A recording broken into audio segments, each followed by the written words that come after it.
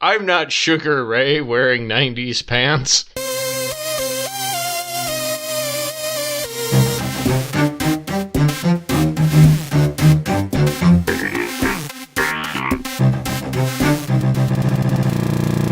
Welcome back to Cartridge Based Radio. I'm Donald, once again joined by Brad. Hello! Brad, we have been doing this show for 1 year now. Yes.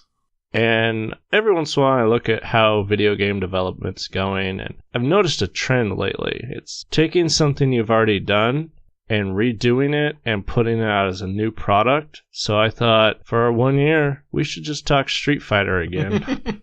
This is a good plan. I see no downsides to this. We are re-releasing the first episode as the 53rd episode. We will call it Cartridge Based Radio Alpha. That's it. Yeah, I like that. That's snappy. So, Street Fighter Alpha 3, the third in the Alpha series. Let's discuss the madness that is SFA 3. Okay, well, I'm going to start this discussion by asking you what should be a pretty straightforward question. Why are the people in Street Fighter Alpha fighting? I literally have no clue. But before we get to that, do you want to give us the details? Sure. Street Fighter Alpha 3 started its life as an arcade game. It is the third in the Street Fighter Alpha series. After they finished putting out different versions of Street Fighter 2, they wanted to kind of do something similar, but switch things up, so they released Street Fighter Alpha, which is basically Street Fighter 2, but with Final Fight characters instead of Street Fighter characters. So this is the third game in that series.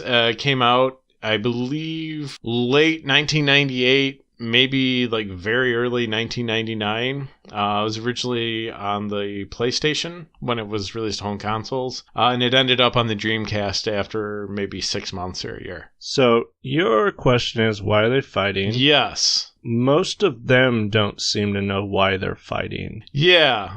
Every character has his own storyline, which they get into as soon as you choose that character. It kind of explains what their motivations are. But when I say why are they fighting, I mean more in the sense of is there a fighting tournament, or is this just violent people who happen to keep running into each other and fighting? I think it happens to just be a group of friends who travel the world. I don't know how they can afford that, to just punch each other. Yeah. But then there's magic involved. Yeah, there's magic. There's some sci-fi stuff. One guy who's not even M. Bison is trying to, start his own military dictatorship. Is it Rolento? Rolento, yes. Rolento is a piece of crap to fight in this game. Because that stick, his reach is more than a fighting game character should be. You might as well call him Shaq.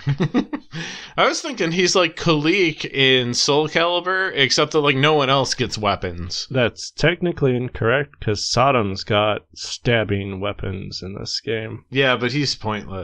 How are they okay with that in the Street Fighter world? They're like, dude, no one gets weapons except for that. And they're like, yeah, but we're really bad at fighting, so it's not going to be a problem. And Rolento, jumps off the edge of the screen and does some Vega bull crap. Yeah. Speaking of people who bring weapons to a fist fight. That's true, but his get knocked off him pretty easily. One thing to keep in mind is, Street Fighter 2 was a fighting tournament. It was the World Warrior Tournament, and the characters had different motivations for entering it. Zangief wanted to prove that the Soviet Union was a very strong thing that would go on forever. E. Honda wanted to prove that sumo was as legitimate as other fighting styles. M. Bison, for some reason, thought that winning a karate tournament would cause him to take over the world. But as far as I can tell, there's no fighting tournament in Street Fighter Alpha 3. They don't talk about that at all. It's just so-and-so wants to avenge his loss against this person, and now he's wandering around beating up people who aren't that person. First off, we must talk about it. Street Fighter Alpha 3 is a gorgeous game. It is.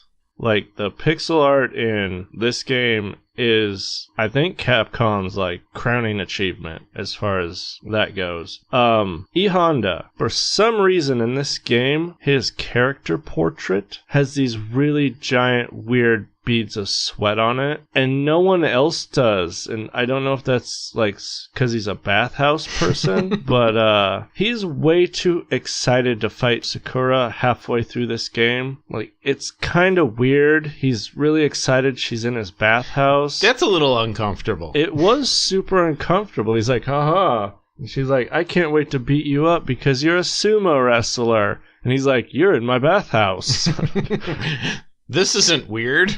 So what it established to me, doing a throwback to our first episode, is that E Honda is still a weirdo. Yes. Like, he does not need to be in this tournament. He needs to be on a list of some sort. A list of adults who invite teenage schoolgirls into his bathhouse. Yeah, and they're supposed to not do that. That is what the list is for. He's just driving around in this big unmarked van that has a bathtub in the back of it. And he's like, you want to get... I have a puppy in here. E Honda's mobile bathhouse. It's just water's leaking out of the bottom. He's like, I can't keep the water in my hot tub. Every time I hit a speed bump at the mall, it's all over. So, in the storyline of this game, M. Bison has completely lost taking over the world. So his goal in this game is to get a new body. Yeah. Like, that, it doesn't seem like a normal goal you or I would have. It's like, I need to find a new body.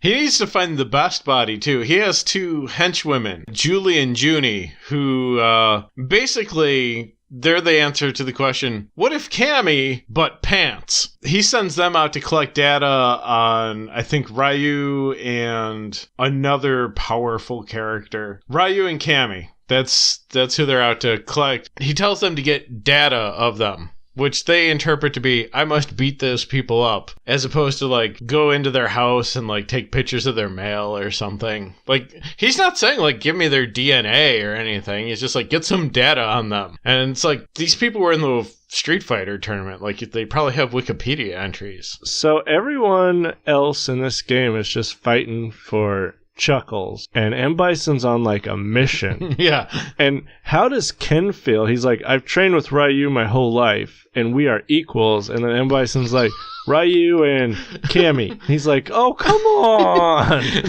M. Bison's like, yeah, I've always wondered what it would be like to be a girl. And Guile's in the corner, he's like, me too. I'm like, what? And nothing? So, just right before we recorded, I played through Sakura's story. Okay. Because I guess in 5, her and Ryu come to some sort of agreement where she's going to have Ryu's baby in the new arcade edition. That's like her ending. He's like, yeah, sure, we can have a kid. And everyone's like, what? That is weird. It's like, what's the origin of this? But she's like straight up in love with him in Alpha 3 and wants to fight him again. But when you meet him, M. Bison has knocked him out and is doing a ritual. He's like, you're disrupting this ritual. Ryu, kill her. And that fight, Ryu is way overpowered. But after you beat him, you then fight M. Bison. And when you beat M. Bison, he commands Ryu to kill you again. And then Ryu snaps out of it and blows M. Bison up. Like, he shurikens him to death. And I think that might be the first death in Street Fighter. Maybe? You know, it's funny because this game has Akuma in it, who's basically like, he's Ryu, but with murder. His motivation is kind of the same. He wants to prove he's the best fighter. His moveset is mostly the same, but, you know, like a little faster, a little more assertive. And he throws diagonal fireballs, I think, from the air. He's basically a Ryu clone. Brad, can I float a theory on Akuma to you? Sure. See if you agree. I think Akuma is actually Ryu in a Goku wig. And when Ryu just feels like killing someone, because he's like, I follow the strict code, but every once in a while he's just got to be like, I want to go into a bar and throw a shuriken and kill everybody. But he's got to hide, so he's like, okay, I got this Goku wig from that phase I went through, and I've got this huge necklace. Oh yeah, my necklace of gigantic beads. So he's like, I'll put these on, and when they describe me to the police, they won't know it's me. So that is my theory on Akuma.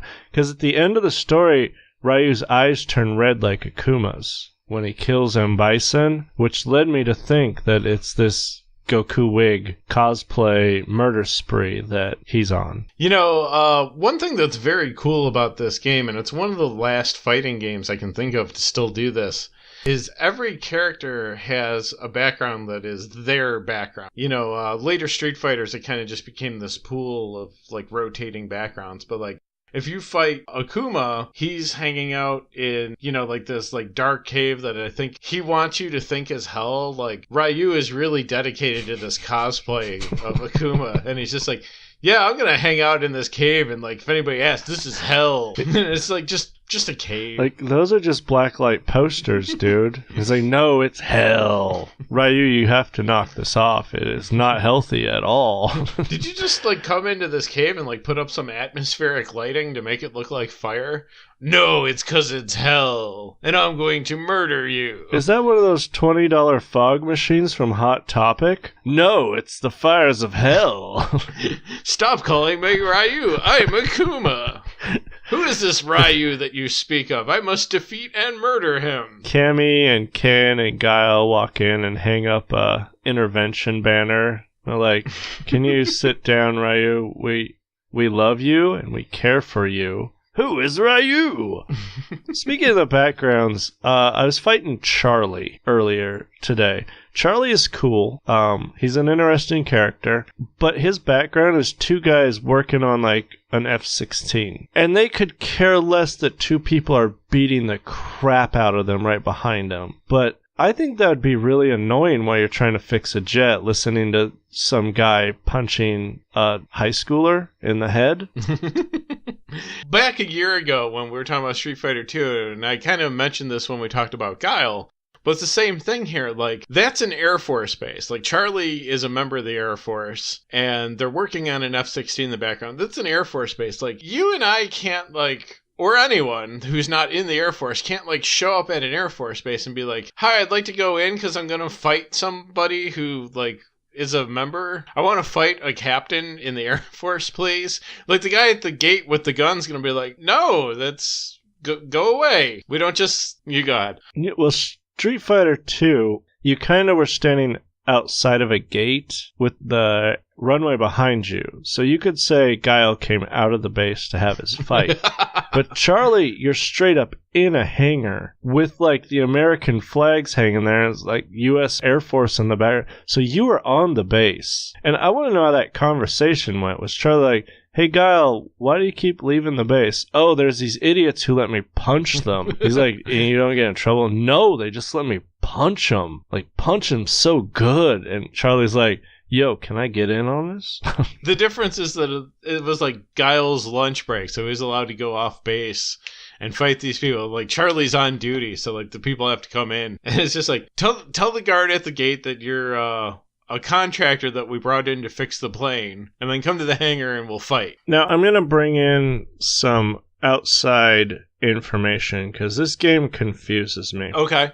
When you fight Cammy, it's in Greece. Oh, yeah. Yeah, it looks like the background of that stage looks like the poster you see in every gyro restaurant in the world. It's just like those white buildings with the fans. It's beautiful. Yeah. But my outside source of information is Street Fighter, the movie. Oh, dear. The Jean-Claude Van Damme classic. Yes. Cammy is British in that movie. Okay. So is she from Greece or is she from Great Britain? Well, she's from Britain, but she's in Greece because their economy is struggling and it's really inexpensive to take a trip there right now. So she's like, there's never been a better time to go see the Acropolis or those white buildings with the fans that I always see on those Chronos posters. Okay, so she's just on vacation and people are like, hey, I heard Cammy's in Greece, we should go punch her. It's like, which one's Cammy? Oh, the chick that's like covering her butt with a single-stranded dental floss. That's who. Kicking just seems hard in her suit. Like,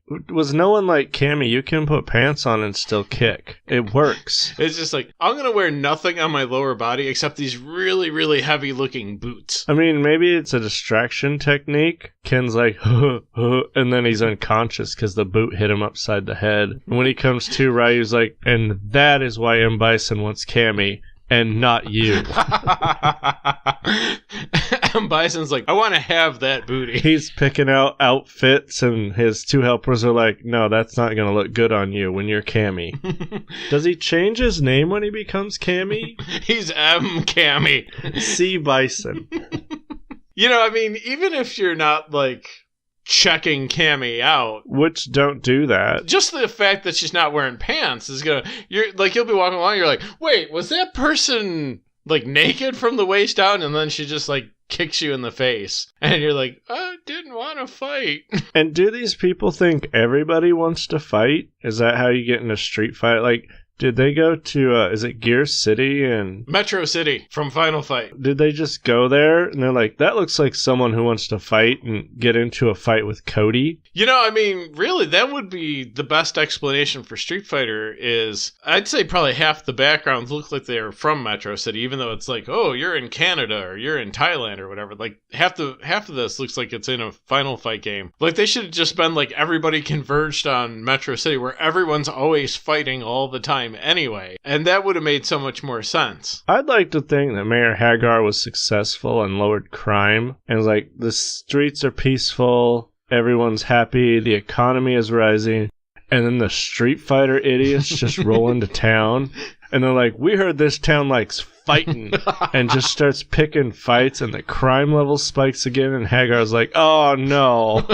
It's like the final revenge of the Mad Gear Gang, as they just like send out a videotape to all the Street Fighters. They're like, come to Metro City. Look at all the fighting happening. Ken's like, yeah. How have I not heard of this before? This is great. I actually do have a theory on what's happening in Street Fighter Alpha 3. Oh, I do love theories. Yes, and my theory centers around Cody, who was a character in Final Fight, and then, according to the game, like, after he beat up everybody in Final Fight, he just couldn't stop beating people up, and he ended up in prison. And then he broke out of prison, so when you see him in the game, like, he's still wearing, like, his prison outfit. His hands are chained, although, like, the chain's, like, 10 feet long, so really he just has a weapon attached to his wrists. Oh, there's our third weapon. Yeah, and his stage actually has a knife in it, too, every time. But, like, he's walking around in his prison outfit, shackled, and, like, getting into fights, and like everybody's like kind of okay with it, you know, like nobody's like, we should probably call the police, this is an escaped convict. And I thought about like, when do you ever see something like that? And I thought about it for a while, and I realized pro wrestling, you would have like an escaped convict character who would just like come out and fight, you know, an accountant, and they'd be like, you know, the fans would be like, this is a normal thing that happens. So my theory is that Street Fighter Alpha, the series,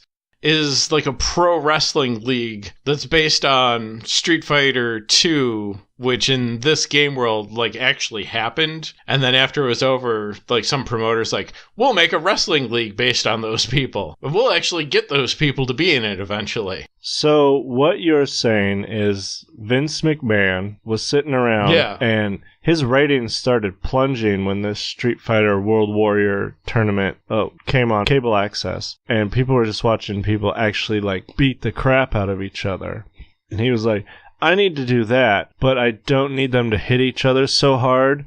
So he established Street Fighter Alpha, because M. Bison wasn't smart enough to fully copyright Street Fighter, and this is just Vince McMahon's take on the Street Fighter tournament? Yeah, I mean, in Street Fighter world, like, it wouldn't be Vince McMahon, it would be, like, V. Malix or something, you know?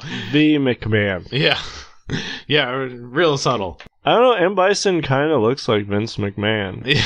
You know, I mean, that actually makes M. Bison's, storyline make a lot more sense that he's trying to like steal Ryu's body because, you know, through a ritual like that. That sounds like something The Undertaker would have done in WWF at some point. And I'm pretty sure younger us would have been like, oh no, he's taking Roddy Piper's body. And then Roddy Piper for 4 weeks would come out in black makeup in The Undertaker's trench coat, and we'd all be like, oh no, Roddy. Oh no, you're The Undertaker. This makes a whole lot of sense because I would have fell for that when I was younger, because it's just the theatrics of it would be amazing. But yeah, I see where you're coming from, and I'm gonna have to agree that, I mean, it's a more lighthearted, colorful look to Street Fighter. I mean, that's just basically the the graphical style they went with, but I could see it on TV, and it might explain the backgrounds. Like, yeah, she is standing in front of a poster of Grease while fighting. It's just like this really like low budget. Everything's like done in a back studio with matte backgrounds. If you knock it down, it actually is Metro City. E Honda just like drives up to the ringside in his bathtub van. You're not invited, E Honda. Come on, guys. Sumo's real. He tries to get a hashtag started on Twitter. Sumo's real. Still real to me, damn it. There's actually one character in the game who is a pro wrestler. Rainbow Mika. These are the notes that I have on Rainbow Mika. Oh, man. Do we have to talk about our Mika? We do, because she came back for Street Fighter V and everybody was like, yay! Why? Well, let's see. This is word for word the notes I took. Armika. No rainbow? Question mark. Fighting to promote herself as a wrestler. Her move is to jump butt first into the opponent's face. ...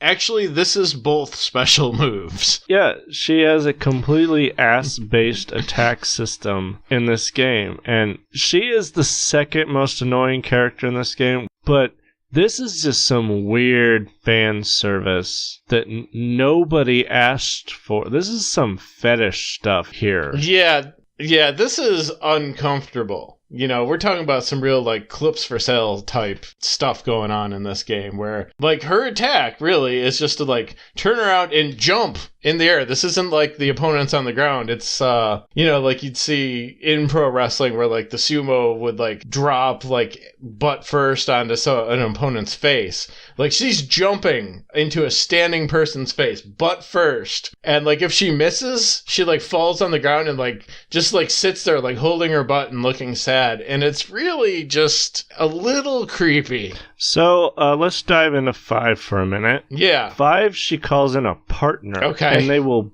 butt slam you in the head from both sides. In her special, V-Trigger or whatever, it was already bad enough. Yeah. And her celebration pose is complete butt. Until they're like, we're going to change it because we now have felt we're getting a little creepy with Armika. But I didn't ask for Armika. They're like, we got to make something to make Cammy without pants look better. Like, less creepy. Here's Armika. Finger quotes, enjoy, perverts. It's like the character design is like, I really enjoy this. And like, no, don't say it like that. I really enjoy this. Please leave the room. We are not leaving you with those character sketches. I need to play test this character alone. I'm gonna let you guess the most annoying character in this game. Oh, there are a lot of characters in this game, but the 100% most annoying character in this game. Is it Karen? Yes, it is Karen. But why, Donald? Why? Brad, Karen is the worst character in this game because she is, I think, the only character in this game that I think deserves to be punched in the mouth every time she laughs. We're talking about a teenage girl that you want to punch in the mouth. I thought she's in her 20s. I don't know. I think she's the same age as Sakura. Oh, I thought she's like some fancy rich duchess in her 20s who was like, I can be a Street Fighter. Oh, well, that makes it okay then. So yeah, I was like, Ken, can you do a hurricane kick right in her mouth as she's laughing? Please. Relento. Just smack her in the head with that pole. So you're saying that you wouldn't like me to send you the link to the YouTube video that's just 10 hours of her laughing? No, please do not do that. If I could punch you in the mouth right now, I would. Yeah, what?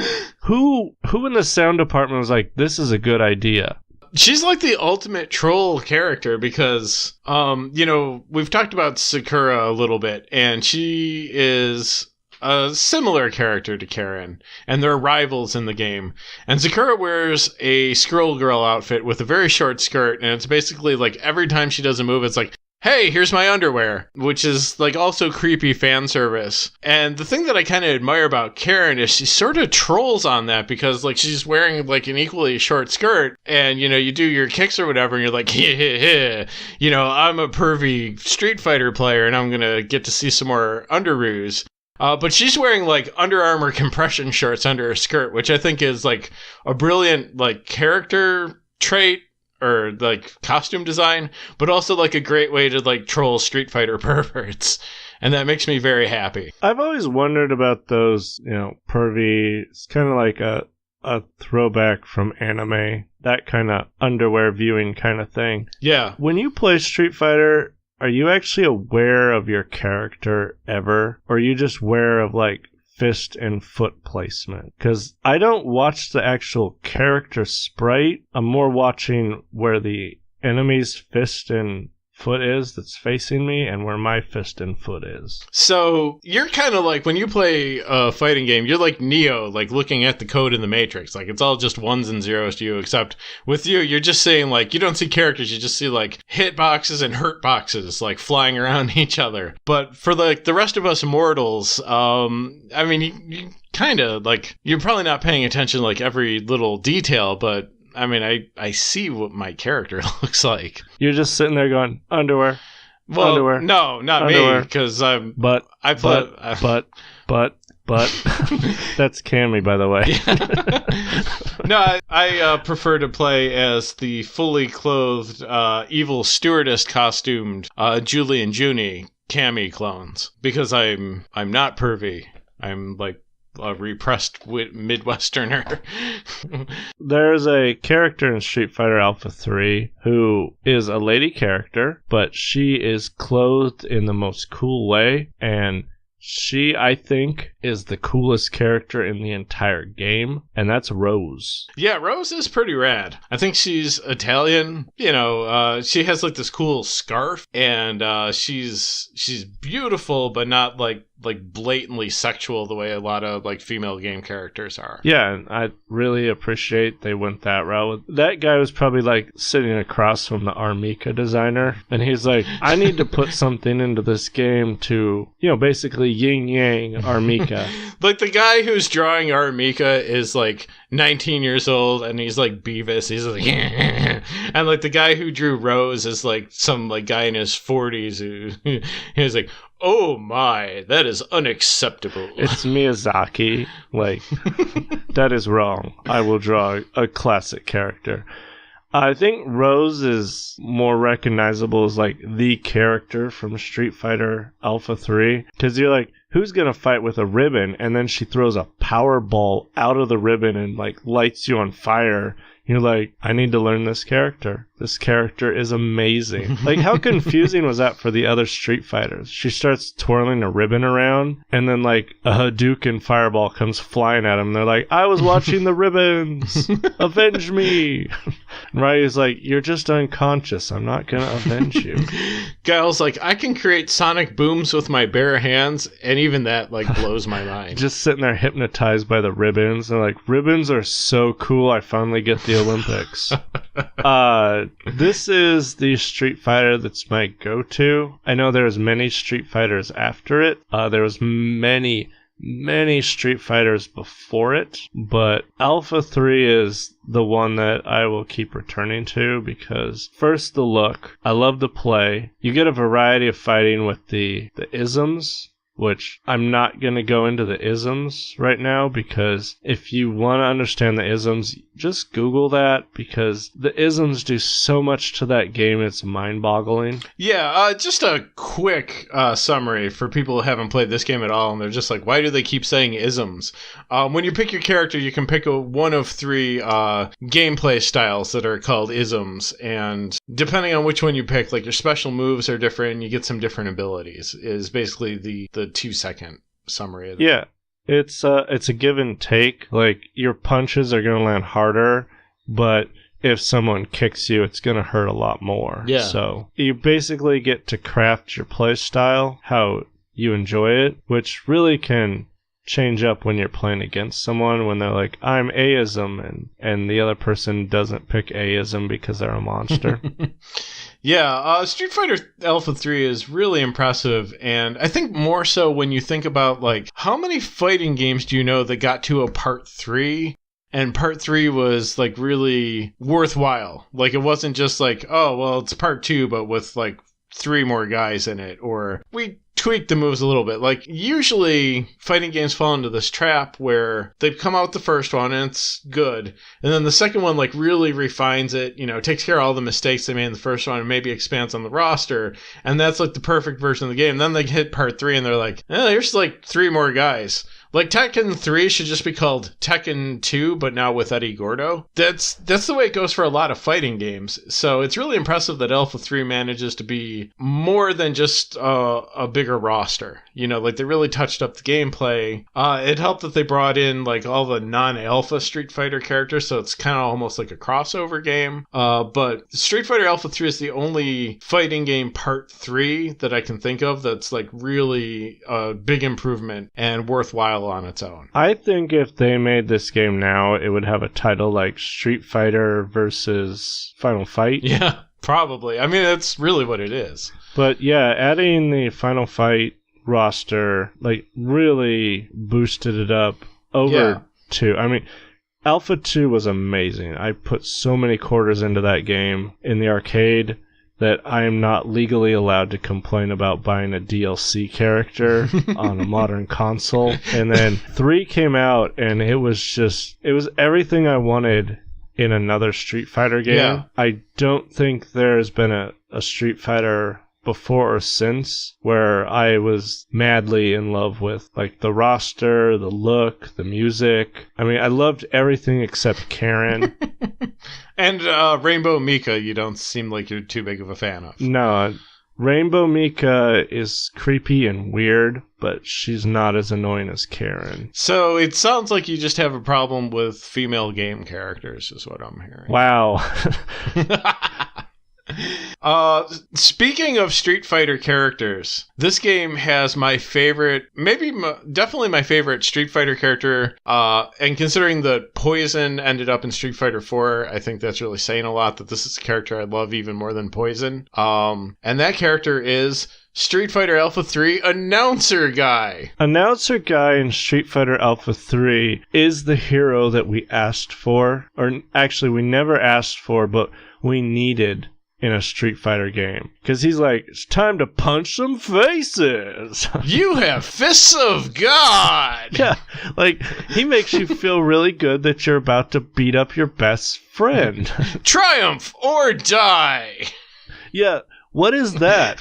He is literally saying, one of you is going to die in this fight. Like, he is so good. He is so excited to be a commentator on murder. Yeah. I mean, you talked about how much you love Street Fighter Alpha 3. And I feel almost the same way. I don't think I love it quite as much as you do. I'm close. I don't think I can love a game quite as much as you seem to love Street Fighter Alpha 3. I'm just not capable of that. But this guy loves Street Fighter Alpha 3 more than the two of us combined. Yeah. Every time a fight breaks out, he's just so happy. All records were made to be broken. And did they have to, like, call him up and be like, yo, we're going to fight on this boat? And he's like, I'll be there. I'm already there. I knew. He's like what the Twitch announcers are for Evo now. Just super excited to watch fighting. Oh, man. I would watch Evo if, like, they actually got the Street Fighter Alpha 3 guy to call all the matches. Why don't they do that? He's got to be around there somewhere. He's probably got, like, that game hanging on his wall, and he's like, that was me. Which fighter were you? The announcer. The most important one. And you combine his enthusiasm with, like, every time a round starts, there's, like, these little, like, weird texts in the borders, and they say things like, forget danger, you can't be safe anyway. It's nuts. Like, him shouting and, like, weird text on the screen, and then, like, you fight an airline stewardess for some reason, and it's great. As we wrap up, we probably would be amiss if we didn't talk about the person with the weirdest fighting stance in this game, Yuri. She stands on one leg and then rests her other foot on her, like, knee. Yeah, she's doing tree pose the entire time. And it's been established that Ryu is the ultimate Street Fighter. He is the guy that, like, if we need to do a crossover, Ryu's the one who's going to represent us. Yeah. When those two got in a fight, do you think he was like, can we talk about your style for just, like, 3 seconds before I sweep your foot out from underneath you so hard it snaps your spine? Like, what is that? She's cool. She does that cool curb stomp thing.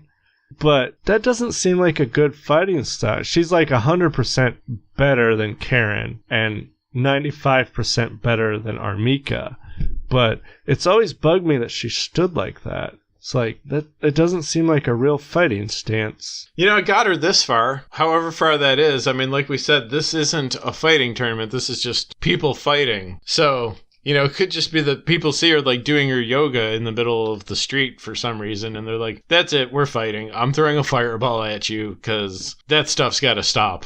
Sagat was just walking down the street in San Francisco, and Juri's in the park teaching a yoga class, and he was like, that style, I must know what it is and fight it. And she's like, okay, tree pose. And then he's like, tiger, punch. And just... And she's like, I guess I'm fighting now. You know, now that I think about it, like, Chun-Li's background is just like a Tai Chi class that she's at. You know, she's not even teaching or anything. She's just like at Tai Chi, and then like people show up and fight her. And, you know, I just imagine she's like, every time I think I'm out, they show up at my Tai Chi class and start throwing fireballs at me. She's teaching Tai Chi and hears the little bell above the door and looks over, and Ken's standing in the doorway dramatically posing, and she's like, damn it, Ken, no. And he's like, I'm here to fight you. She's like, where is Ryu? I am texting Ryu right now. Chun-Li, don't text Ryu. It'll make me leave. Or, you know, alternately, maybe these people just wanted to take Tai Chi, but she recognizes them from their previous battle. She's like, I guess we're fighting. They're like, no, like, I just wanted to, like, loosen up my joints. I'm getting arthritic because it's been 20 years on Street Fighter. That's the secret. Each of them doesn't want to fight, but they think the other person wants to fight, so they just start fighting. Like, this is getting really old. They're sitting on the ground at the end of the fight, wheezing heavily.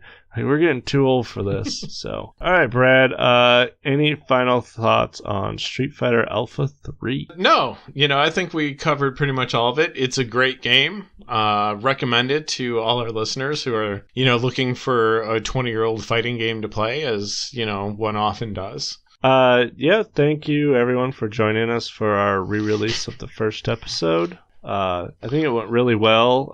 Some DLC is coming later. It'll be Cartridge-Based Radio Alpha Champion Edition. That's right. It's $14.95 on PSN.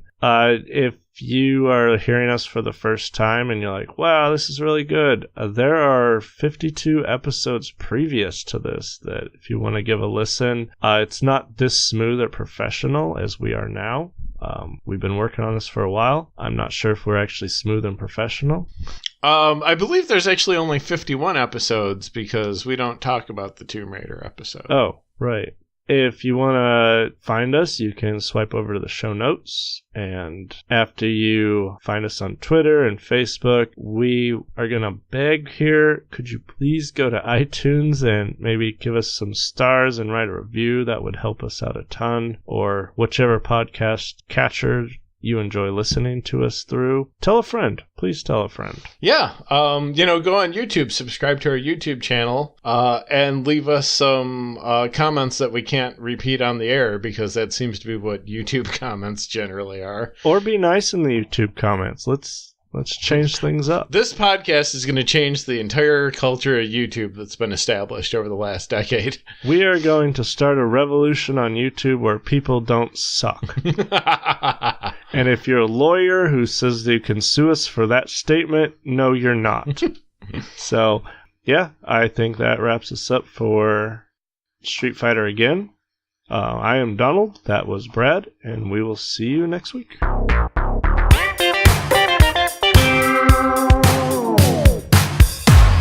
If I forgot to hit record in Audacity, how big of a deal would that be?